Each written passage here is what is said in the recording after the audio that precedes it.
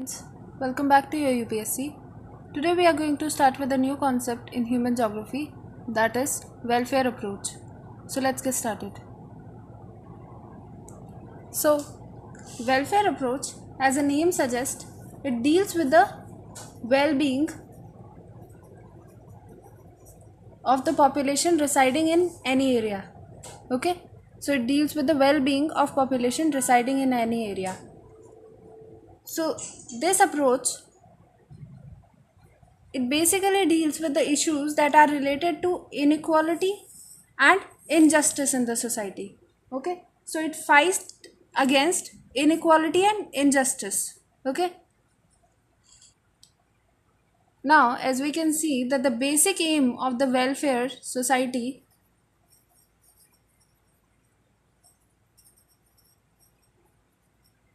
or society welfare, sorry, is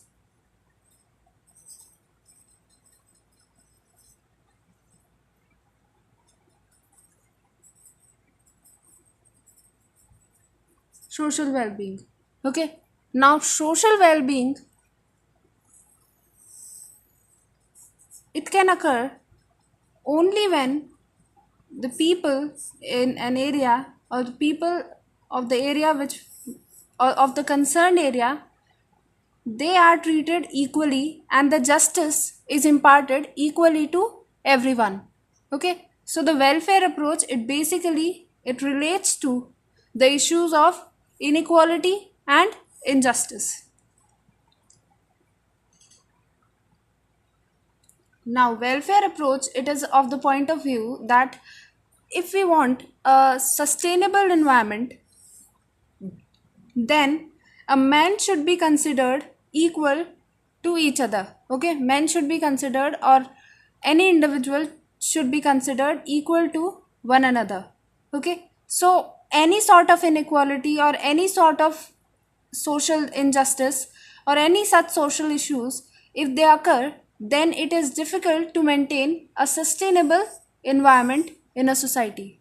Okay, so the geographers of the philosophers or the geographers or the propounders of welfare approach, they stated that it is difficult to have sustainable environment if the human, they are not considered equal to one another. Okay, so this welfare approach, it focuses on eradicating inequality and social issues that are that are derived out of it. Okay, so some of the social issues are like crime, social injustice, hunger, poverty, racial discrimination, caste discrimination, and other things. Okay, now if you look at the time period of evolution of this welfare approach, we will see that this approach, it evolved in about 1970s. Okay, so it evolved along with radical approach and humanistic approach. Okay, so radical approach and humanistic approach, along with them, this welfare approach also came into being. Now this approach also was against the capitalistic society. Okay, so it was against capitalistic society because capitalistic society, it was making a larger gap between rich and poor. Okay, so the gap between rich and poor, it was enlarging due to capitalism in the society. Okay, why? Because capitalism, it mainly focuses on materialistic values. Okay, and all these emotional things, these moral values, etc., all these things, they are not they do not have any place in the capitalistic society. Okay, the main aim of the capitalistic society, or we can say quantitative technique, is profit making or profit maximization. So this capitalistic society, for profit maximization, they exhaust or they use the human resource as well as the environmental resource to their fullest. Okay, so they are not using the human and environmental resources, they are exploiting the human as well as environmental resources. Now because they are using these resources to their fullest, or they are exploiting these resources, the richer or the capitalists, they are going on to become more richer, but the poor, they are becoming poorer, because their resources, their abilities, their energy, everything is exhausted by these capitalistic people. Okay, so this approach, it grew against the capitalistic society. Okay, now this capitalistic society, it followed quantitative technique, statistical method, and mathematical formulas and models for making its laws and models or theorems.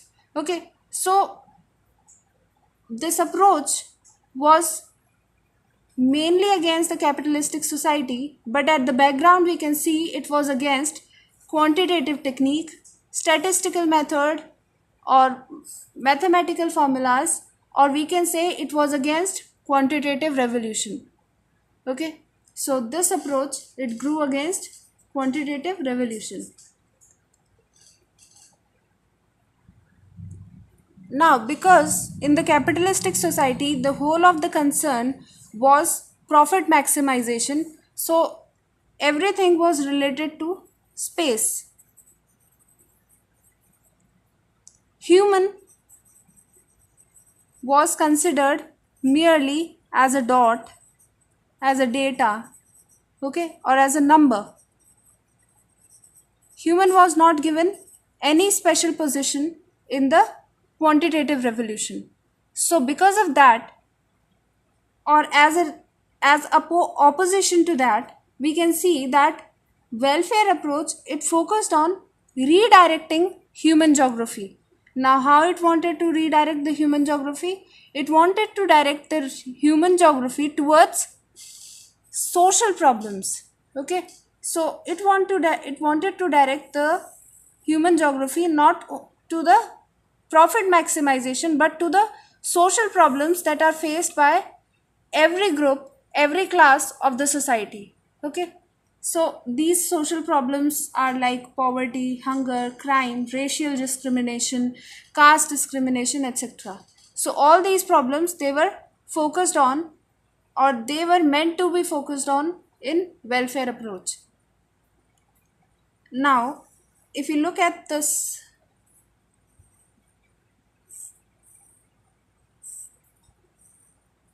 chart, this diagram, we will see that there are 4 blocks. So this welfare approach, it was mainly based on these 4 assumptions, or it mainly, this welfare approach, it mainly emphasized on these 4 questions, that is who, what, where, and how. So these are the 4 questions. Now these 4 questions, they mean, first one is who is considered with the population of the area that are under observation. So this welfare approach will study about the welfare of the people which are residing in a particular selected area. Okay, so who are the population of an area which is under observation. Now what,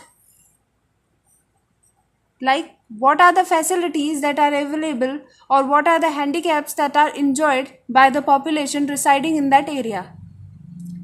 Then we have where it means, see, in every society we have different living standards, and these living standards, they change according to area. Okay, so where is concerned with the different living standards in different area. Okay, lastly we have how is basically concerned with the process by which the observed differences arise. Okay, so what all differences that are going to arise by the welfare approach, or what are the differences that are arising, these differences they are observed or they are taken care of by the welfare approach. Okay, whatever differences between the classes, between the creeds, between the races that are going on, they are observed or they are studied by the welfare approach. Now this welfare approach, if we see, it actually follows two approaches. First one is descriptive approach and the second one is process oriented approach.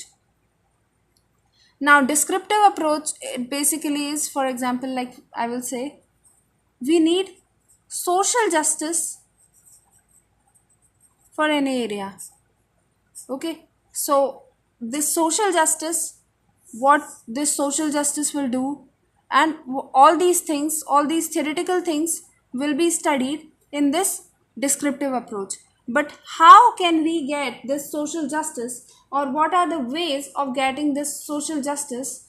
Okay, is what is concerned in the process oriented approach.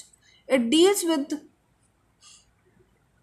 the process that we are going to take, or the process that is going to be undertaken for achieving our goals. Okay, so these two approaches are followed in welfare approach.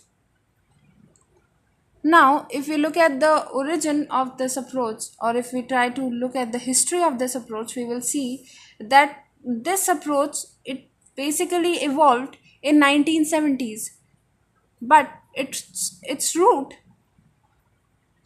they started developing in 1960s as a reaction or as a dissatisfaction to the quantitative or model building traditional or traditions of these periods, of these capitalistic societies. Okay, so this approach, it grew as a reaction to these models. Now this welfare approach, it has two phases. First is early phase and the second one is recent phase. Now in early phase we will see that we have this descriptive approach. Okay, the scholars of the early phase, they follow descriptive approach, while the scholars of recent phase, they approach or they follow process oriented approach. Okay, so the process oriented approach is followed by the scholars of recent phase. Now if you look at the scholars that are related to welfare approach, first we will see that in 1973 we have Smith and Knox, who wrote social well-being in USA. Now this article or this report, it said that, or it strictly pointed out that GNP or national income, gross national product or national income, they are not indicators of quality of life of the people living in that area. See, in some areas we can see that there are like 1% rich and like 70% poor and 29% middle class. Okay, so 1% rich, they earn so much that the whole, if we look at the aggregate GNP or national income, it comes out to be a good one. Okay, good national income. But this national income, it is result of only this and this section of the society, but the larger section of society, it remains excluded from this data. Okay, so the national income or GNP, they can't be the real indicators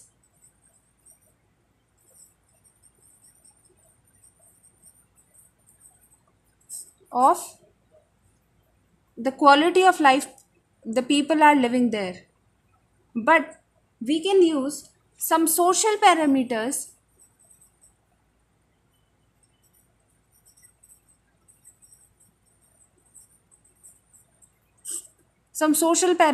like we can use sex ratio, we can use infant mortality rate.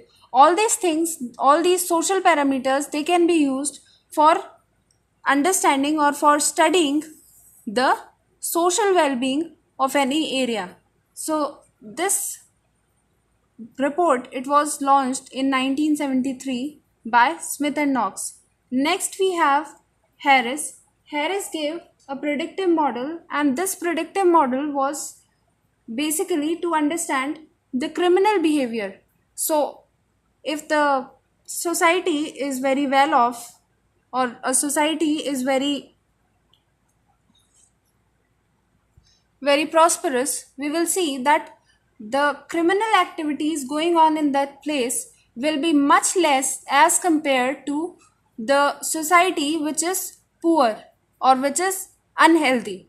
Okay, so the unhealthy society will have more of the crime rates or more of criminal activities than the healthy and socially prosperous society. Next we have R.J. Johnson, D. Gregory, and Davis M. Smith. These are the scholars who redefine the welfare approach.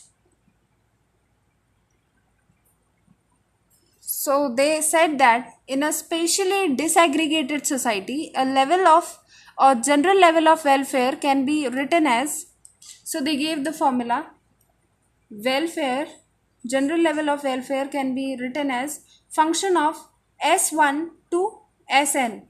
Okay, so here S is the level of living or social well-being in a set of an territorial subdivision. So in an area we have an territorial subdivision, so the level of living or social well-being in that these territorial subdivisions will study about the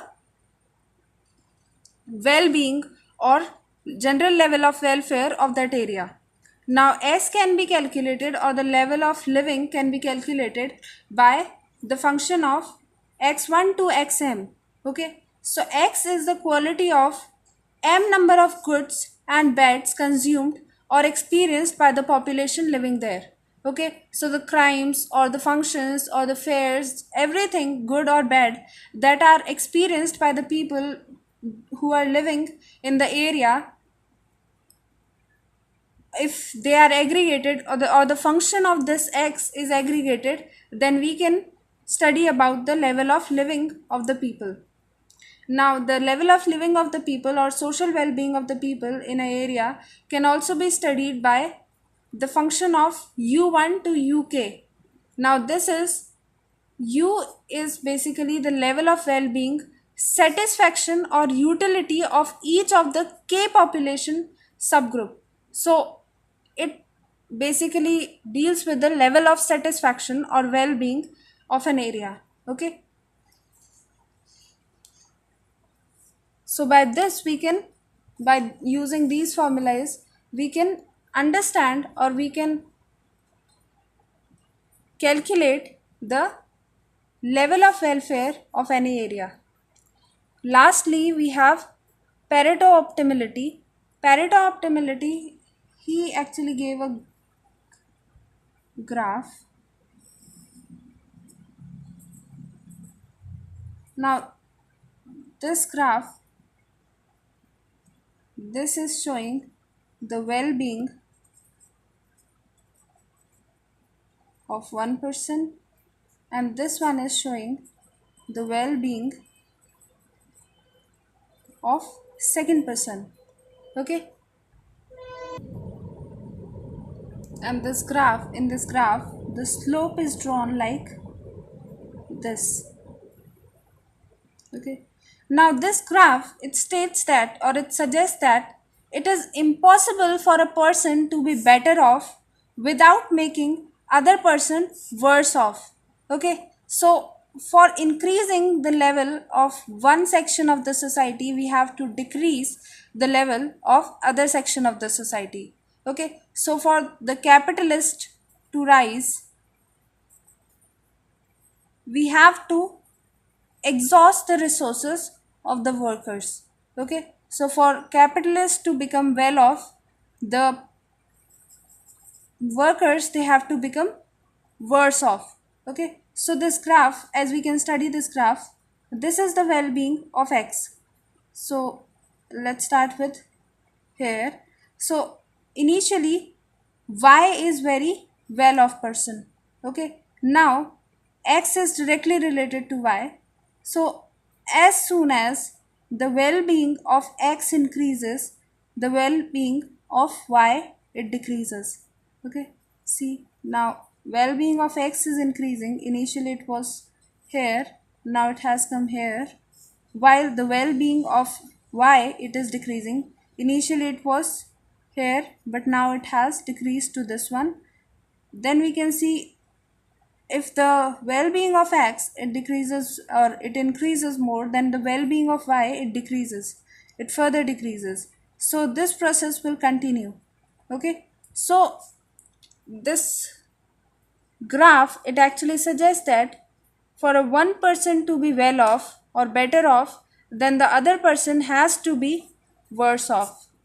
So this was the scholars, or the sayings of the scholars, or the reports of the scholars about the welfare approach.